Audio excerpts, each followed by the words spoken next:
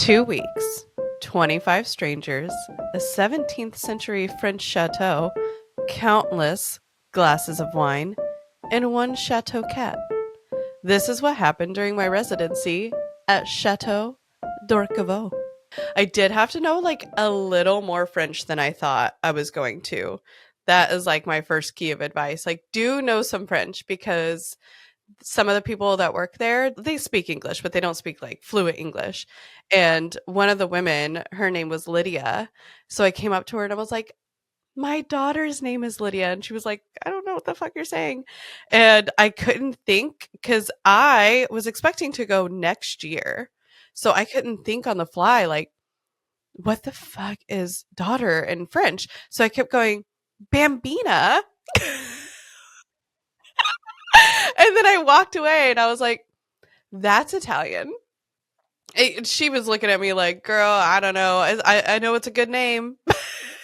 Whatever you're saying. You keep saying my name. The residency is called Château d'Orquevaux. It is in the countryside of France, and it is purely for all types of creatives. My residency was all different types of artists and writers, and we had a script writer as well. I know the residency that's there right now, they have a dancer, they have musicians that come. So what you do is you apply for it. So you send some work in to them. There's a whole process. There's a whole group of people who chooses the talent because they need talent to come because it looks good on them.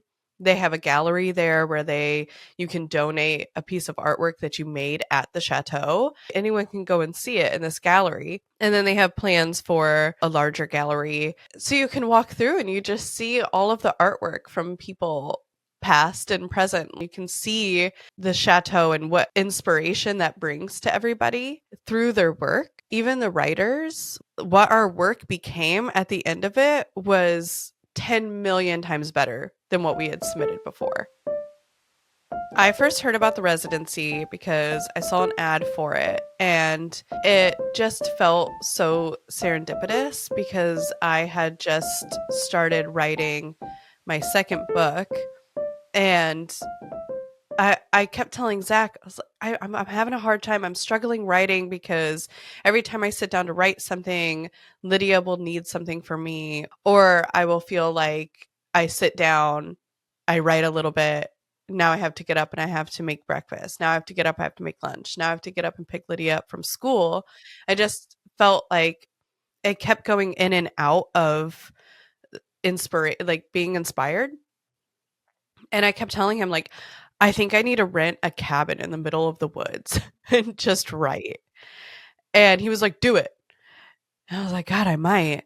And then the next day, I come across this ad and they were like, hey, 18 to 20% of people who apply get to see the inside of the chateau. Are you one of those people, basically? And I was like, shit, am I? I don't know, maybe. So I applied thinking I'm not going to get in.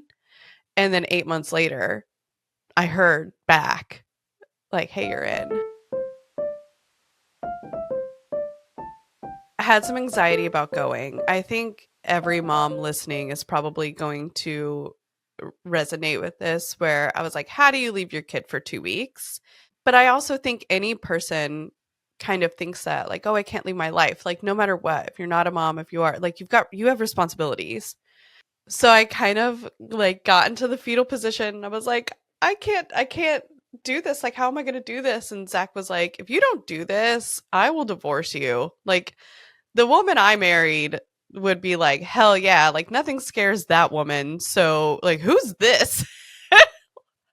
I was in his office.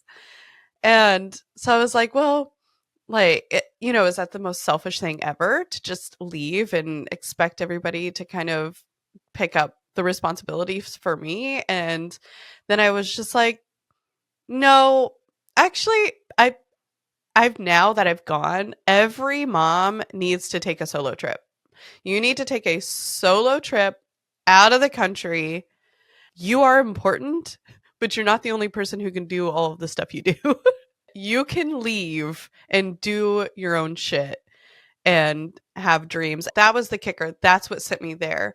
Was I was like, I think it's important for my daughter to see her mom have dreams, go get them, have goals, apply for shit still. Like, just because I became a mom doesn't mean that my life ends. Like, I think if I had seen that growing up, I probably would have wanted to be a mom. Like, growing up, I didn't want to be a mom because I was like, dude, your life ends. Like, it's done. Before leaving, I stressed so hard about, is Zach going to be able to do this?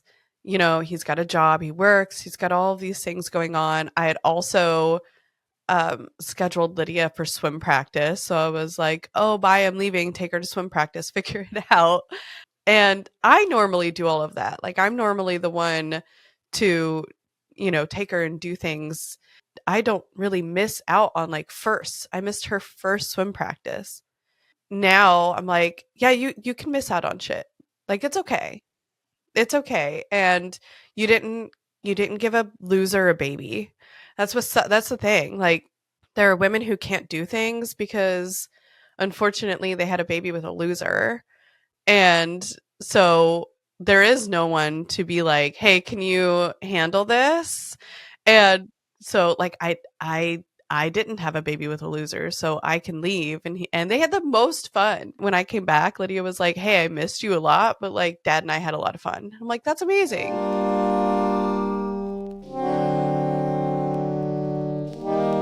About mid-April, they messaged me and they said, "Hey, can you come at the end of next month?" And I'm like, "Holy shit." I'm like, "Oh wow." I'm the type of person, I have to prepare for months to leave somewhere. I have to have everything perfectly curated. So I was like, "No, I can't do that." And then Zach was like, "Why not?" And I was like, "Well, I just haven't had time to like prepare. Like, what, you know?" And he was like, "Just go." I'm like, "Okay, cool." So I wrote him back. I'm like, "Is that spot still available?" And they said yes. I was like, "Let's do it." So I only had a couple of weeks to prepare. My book was nowhere near done. I think I've got like 20 chapters. And now after going, you do need some writing done before you go, because there's an open mic you're going to want to speak at, there's a writer's circle that you have to speak at, and or that you have to submit work to, and there's a writer's open studio that you have to present 10 minutes of your work. So you are going to want to have work done. Like, you can't just go like not having anything. I think I had the perfect amount of work, because going into the writer's circle, people kept saying, "Yeah, your writing's good, but like, you're funny. Like, I want you to be funny. Like, I want humor in here, and I want this, and I want more, and I want, So I completely changed a lot of my book. And if I had had a finished book, I think that would have been really difficult. And I was with the right people. It was 100% with the right people. Because I'm also a big believer that if the universe puts something in your path, there's a reason. Like, there's a reason why, out of everybody, they emailed me and said, "Do you want to come to this residency?" And because when I said no, they were like, "Well, if you change your mind, because I think this would be really, really good for you." I was like, "Why?" It was intriguing. And now I know, like, I was with the perfect people. I needed to be there with those people. The first moment where I was like, wow, these people care not only about their work, they care about other people's work. Just for instance, I submitted some writing to the writer's circle. I went last, and I kind of panicked while I was in there because she kept being like, "Well, what do you want us to help you with?" And I was like, "I don't know. Is it good? I don't, I don't, I don't know what I want you to help. I just kind of maybe need you to tell me if I'm on the right path." Like, I don't, and these are questions they can't answer. If I was like, "Hey, is my main character strong enough?" Or, "Hey, do you think that I should write it in first or third? Do you think it sounds better like that?" Like, if I had actual detailed questions, I think it would have went better for me. And one of the guys in my writer's circle, he sent me an email, and he had taken my work and gone through, and lines that he loved, he was like, "This is really strong." Lines that he was like, "Not sure about this," he wrote that. Lines where he was like, "Hey, this is really great, keep going with this," or "Not really sure what you mean here," or just line by line, he went through like 7 pages of my work and he did that. And I sat there and shout out Travis. I was kind of blown away and I sat there with tears in my eyes because I was like, who, like, where did these people come from? Because that's insane. Like, I didn't think to do that to other people's work. Like, I didn't think to sit down and like actually go through line by line. Like, that was incredible. And he did it for everybody. You know how long that took? While he's writing his second book, like he's there for him.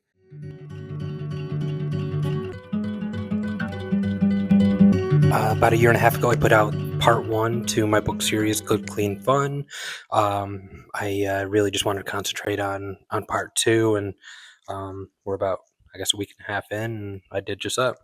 And his wife came with him. His wife's his editor, and she was just a fantastic human.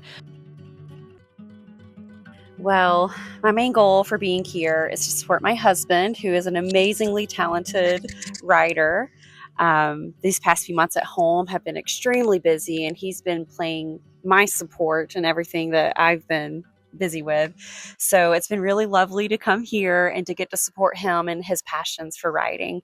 And he lets me play the role of editor, and we just get to have discussions about plot and characterization and continuity between his 2 novels because they're working through a series.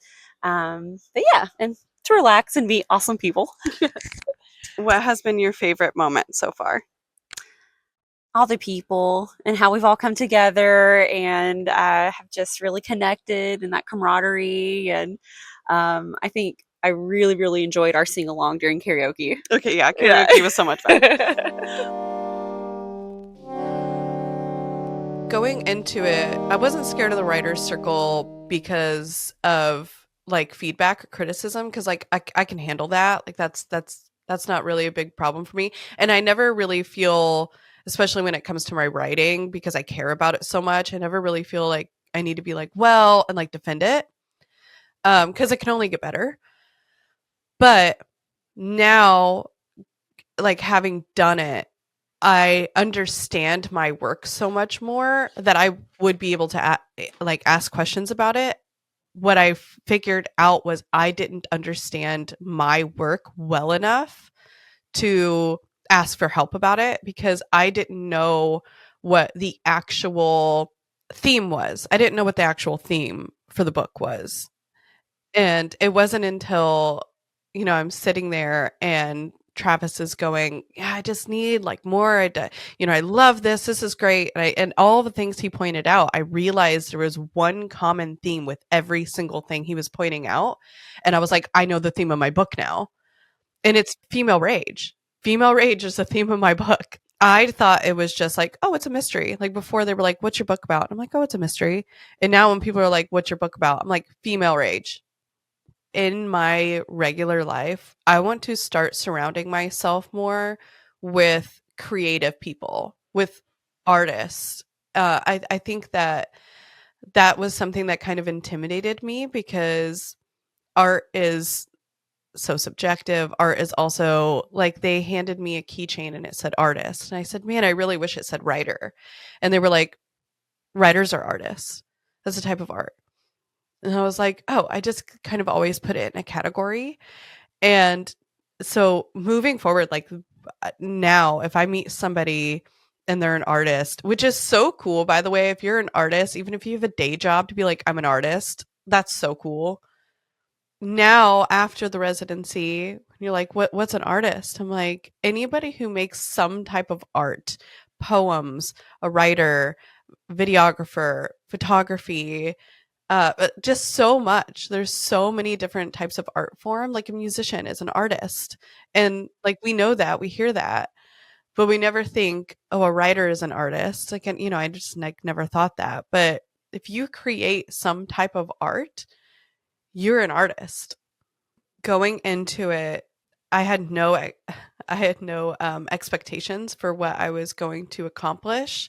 One thing I didn't realize I was going to do was so much for the podcast, because while I was there, I was like, these people are so interesting. I'm going to interview them. People were really interested in the podcast. So I kind of went into it thinking I was only going to write, and I kind of came out of it with so many ideas for the podcast and a book that actually probably have less writing than what I went into it because I just scratched so much.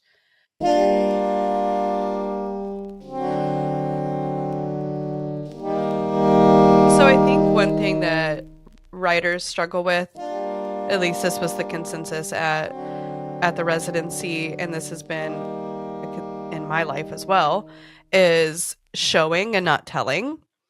And I think it's really hard to open your book and not tell. Like you just want to tell who your character is. And that's what I did before. I was telling you who my character was instead of showing you who my character was. So before the residency, my opening lines were Shannon Clark had lived her life according to a checklist, a list crafted with all of the wisdom of a 6-year-old, while other little girls were busy playing dress up or feeding their dolls with plastic spoons. Shannon was planning meticulously, methodically. Her life was a blueprint, and she was the architect. That's telling you who Shannon is. Now I'm going to show you who Shannon is. Shannon watches as Scott stares into the refrigerator longingly, his shoulders sagging with exaggerated disappointment. She imagines lacing his brown curls between her fingers, pulling his head back, and slamming it against the freezer door. One of the things I wanted you to imagine when you were reading it is, like, oh, it's her husband, she's looking at him, like, she pulls his hair back, and maybe you think she's going to go for a kiss, and then she slams it against the freezer door, and you're like, what the fuck? So before I was telling you, like, hey, she's planning her life out. Maybe she didn't do it, she's still not happy. And now I'm showing you she's not happy. And like where that anger is stemming from. I think it's something that women can resonate with too, because like how many times have you looked over and your husband's staring into the fridge? He's not moving anything. He's just staring. Then you have to walk over and you're like, it's right here. Or we don't have anything. Yes, we do. You just don't know how to make anything. We're an ingredients household, motherfucker. Learn to cook. I say a lot to my family and they get pissed. I say, search, don't look. Because a lot of times they'll open something, they'll look, they don't search. And then I end up finding it because I search and I don't look. And they both my husband and my daughter hate when I say that. And they know it's coming too. They'll like open something and they'll look at me and they're like, fuck, here it comes. And I'm like, sir, they're like, stop. There was one day I was really nervous to submit my writing because no one had read it. No one had read it. Like not even Zach had read what I had submitted. And so I was like, oh, cool. I'm just going to, submit my writing to a bunch of people who are professional writers. And they're going to be like, what is she doing here? And so I submitted it. I was really worried about it. I was sitting on the couch, and Tracy, she's from Australia, she comes out and she was like, by the way, her voice is beautiful. Australian accents are just the best. And she comes out and she was like, oh, Kaylee, oh my gosh, I am such a fan of yours. Your writing was so beautiful. I loved it. And she just starts going on about it. And it was the first time I had really heard somebody say, oh my God, your writing is phenomenal. And she walked out and I was like, thank you. And she walked out of the room and I just lost it. I was like, fuck. Like, she has no idea how much I needed to hear that. Like, no clue. And I was like, oh man, like that was so needed. And then on the second to last day, her and I are sitting in what's called Esther's bath. So that's where the writers, sit. And I looked at her, I said, Tracy, I said, I'm gonna cry. I said, I came into this just wanting to write without little fingers reaching up at me and like needing things from me. I really needed to write unencumbered, and I've actually left with such a confidence. What I didn't realize that I actually needed was somebody who I look up to because her writing is so freaking good. And so for her to come in and say she loved my writing, It just like it was everything I needed to hear. And I'm sitting there and I'm just like crying to her, and she like gets some tissues, and she's a therapist. So she's like, "Don't worry, I'm used to people crying in front of me. It's kind of my job to make people cry."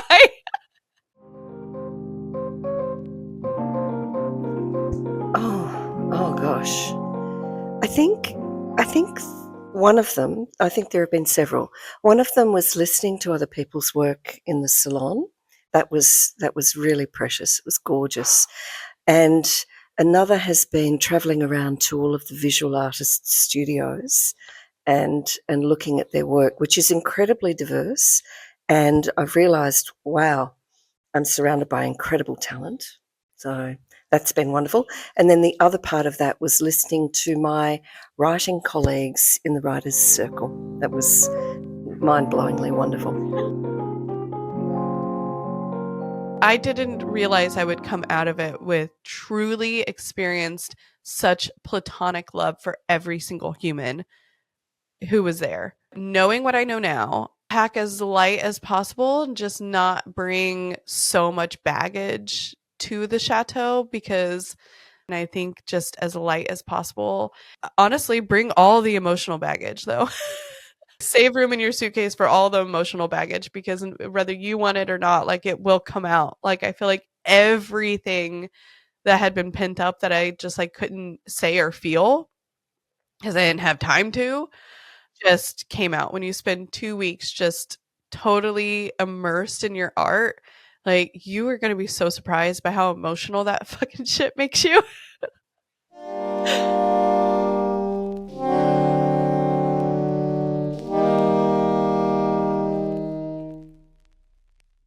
Pulling up this big hill and just seeing the chateau there was just so. I mean, I literally looked at everyone in the van and I was like, I already feel inspired. Like, let's go. Like, I already want to just go in, open my laptop and write. Like, this is the most inspiring. Like, you could feel it in the soil. People leave their inspiration there, I swear. You can just feel the energy. When we walked in, they had a champagne toast, they had cheeses, they had tea, coffee, like whatever you want. The staff was just so welcoming and warm, and then it was kind of awkward because we're all just kind of like getting to know each other and like, where are you from? Everyone's walking around reading everyone's bios. It was just weird. We walked in just total strangers, and we walked out just a family. The chateau will give you what you need, but you also make the experience what you want it to be.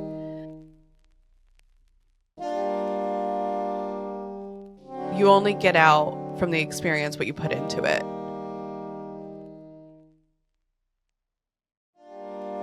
Every single mom needs to take a solo trip. And I'm not talking like, oh, I'm going to go like next state over, spend a couple of days in Chicago. I mean, I want you to get on a long haul flight. I want you to go your ass to Europe, wherever. I need you to take a solo trip. You're going to find out so much about yourself, but also you're going to find out that the wheel still turns without you. You might be what holds your family together, but I promise you, they will make it without you. You need to be by yourself, because how often do moms get that experience? I don't even know a time when I've had my house to myself. Oh, and people are going to be dicks. People are going to be dicks about you leaving your family behind because, I don't know, we like to do that. Like, someone made a joke about, like, oh, you just abandoned your family. And I'm like, but like, if there was a dad here, you wouldn't say shit. I'm just saying. Like, there was another mom there. She had a 10-month-old, and it was just really, really nice being there with her, because neither of us were like, oh, we're so sad. Like, we were both like, go us. Go us for being here and picking men who can handle being dads. And also, I couldn't have done that without my mom. I don't know. I came home with just a new appreciation for my life, and I missed my kid, which I thought I had missed her before. Like, I went on a trip and it was like 7 days, and I was like, I miss Lydia. But like, I didn't realize, because I was working so hard on my stuff, like how much I missed her, until I got into the car and I was like, oh. So I kind of held it in until that moment, which was really nice. While I was at the chateau, people were nice enough to let me interview them. And let's hear what they have to say.